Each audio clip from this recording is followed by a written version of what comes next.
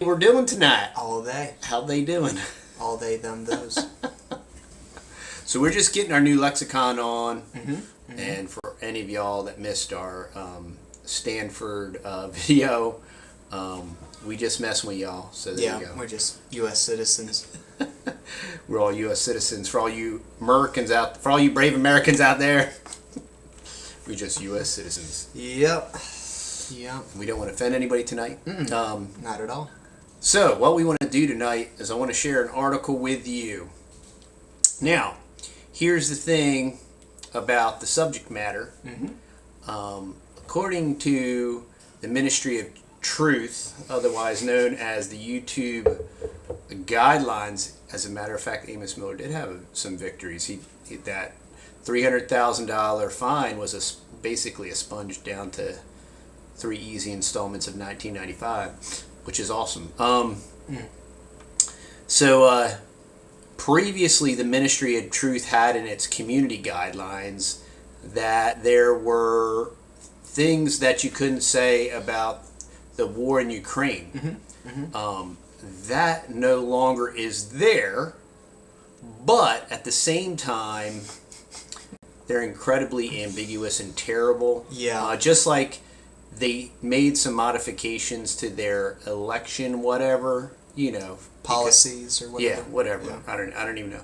But and then I read it, and there wasn't any. So there wasn't any changes. You can't talk about the last 6 elections in Brazil for some insane, crazy reason, and it wasn't. Yeah. But anyway, I'm going to get off that rabbit trail. So what I want to do is I want to share an article with you, and I want to talk to you about what the author's opinion is, and then what we'll probably do is we will talk about our thoughts on the article and the topic at large. We will shift to Rumble, so you will find the Rumble link down below. In the description. And you don't have to have an account at Rumble to view the Rumble. And if you're on if you're in France, I reloaded, the last time we did this, I reloaded it on Odysee, so it will be there as well. Awesome. In full. There's a lot of hinky, glitchy things where I had to load it like 2 or 3 times. And I ticked off like a couple people on Odysee, but I usually manage to tick off at least 5 or 10 or 20 people every time I hit my mouse, so I'm kind of used to it, but that's okay. Yeah. Matt's used to it. I'm his dad. Yeah. I probably tick him off like 20 times a day, but I mean... I thought you were saying, like, since you're my dad, then people get mad at me then. Oh, that's probably true. They do. Well, yeah, because you're, Because then they're like, oh, you act just like him, so I'm mad at you. Yeah, you're genetically... Yeah. Yeah.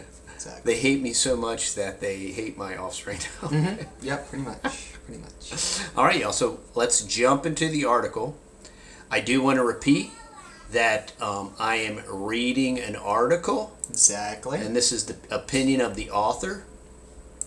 And I'm not going to say whether I agree with him or not until we go over to Rumble. Of course. And this is a comedy show, too. And this is a comedy show. Yep. So we are not breaking news. So then there's that. We are not a news channel. So let's get into this article. I'll give you a little bit of background on the author.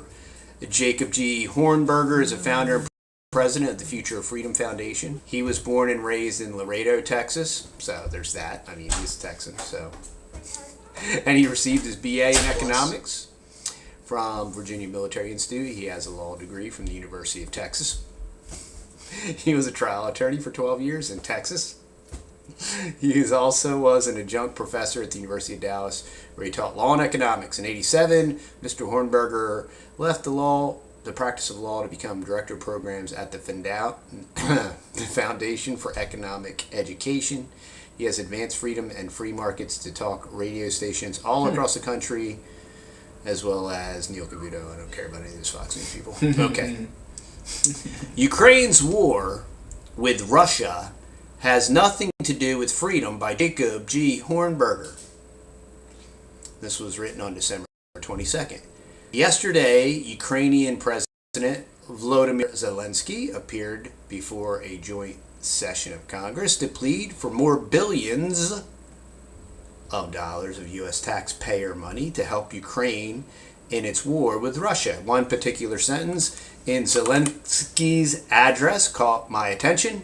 We Ukrainians will also go through our war of independence and freedom with dignity and success. The sentence prompted an enormous applause from members of Congress because that's the way propaganda works. Yep.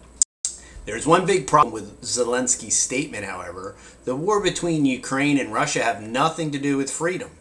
Instead, it has everything to do with NATO, the old Cold War dinosaur that ginned up the crisis that led to this highly deadly and destructive war.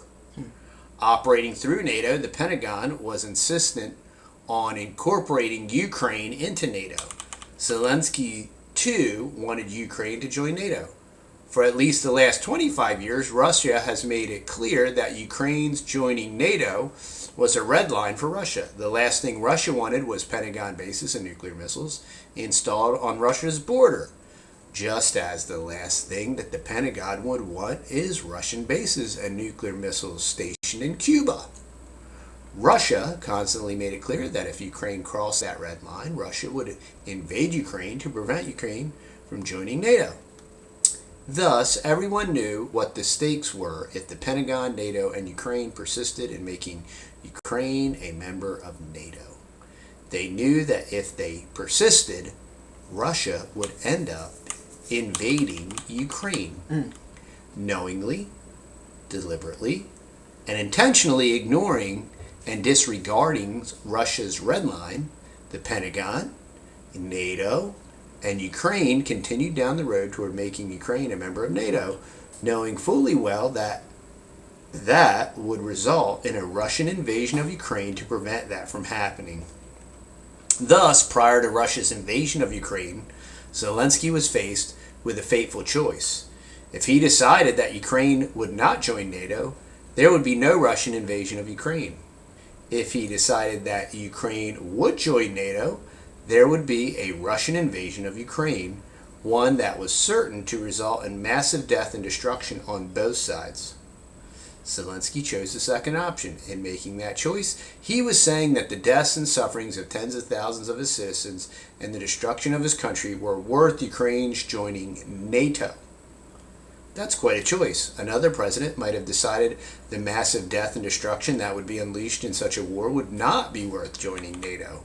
In any event, the war between Russia and Ukraine is not about freedom, as Zelensky said to Congress. It's about Zelensky's wish to have Ukraine join NATO. And let's keep in mind that NATO was part of the Cold War racket that was used to justify the conversion of the U.S. government from a limited government republic to a national security state, which is a type of governmental structure that wields totalitarian-like powers. When the Cold War racket suddenly came to an end, the old Cold War dinosaur NATO should have gone out of existence, just as the Warsaw Pact did. During the entire Cold War racket, the fear that the Russians and other communists were coming to get us was used to justify ever-increasing budgets for the national security establishment and its ever-growing army of voracious defense contractors who loved feeding at the public trough. The Pentagon and its defense contractors were clearly not ready to let go of the Cold War cash cow. That's what NATO's absorption of former members of the Warsaw Pact was all about. By installing U.S. military forces and missiles that were closer to Russia's border, the Pentagon's aim was to incite the Russian reaction, which would then bring back the lucrative Cold War racket. Thus, the Pentagon knew exactly what it was doing when it persisted in absorbing Ukraine into NATO. And it's clearly got what it was aiming for, a renewal of its Cold War racket and ever-increasing taxpayer-funded largesse. One of the unanswered questions is how much of the $100 billion in U.S. taxpayer money that U.S. officials have given to the Ukrainian government has been used to line the pockets of Ukrainian officials. After all, Ukraine is one of the most corrupt regimes in the world. There is no reason to believe that Ukraine-Russia war has suddenly converted Ukrainian officials into honest and honorable government officials. Finally, there is something else to consider that is of critical importance. The federal government's debt now exceeds $31 trillion. U.S. officials led by President Biden continue spending money like there was no tomorrow. That includes almost $1 trillion being given to the Pentagon to keep us safe from the threats that it itself induces. Ever-increasing federal spending, debt, taxation, and monetary destruction constitutes a grave threat to the freedom and well-being of the American people. U.S. citizens. In pleading with Congress to give the Ukrainian government even more billions of dollars of U.S. taxpayer money, it's too bad that President Zelensky gives short shrift to the continued destruction of our own freedom and well-being here at home. So that's written by Jacob G. Hornberger, and that is his opinion. And did we link this video down below, Matt? This video for what? I'm sorry, did we link the article down below? Yes, I did. Okay. Yep. Yeah, and what I'll do is I'll throw this in the chat as well, so y'all can check it out. And then the other thing that I wanted to do before we go over to Rumble is I want to throw something in the chat here.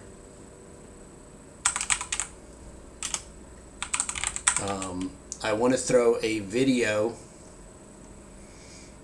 in. Let's see, I just got to find it. I just got to, as I was reading this article, I got to thinking about this, and it should be, yes, here it is. It should be right here, and I'm going to throw this in both chats because there's an enormous amount of parallel. So check out that link over there. That's James Corbett's full False Flags, The Secret History of Al-Qaeda. And it's probably 5 hours long. It's very well constructed. There's an enormous amount of facts and figures and documentation on that. So now if you watch that, and we're going to talk about that in addition to our subject matter now as we go over to Rumble. So we're going to make the switch right now, and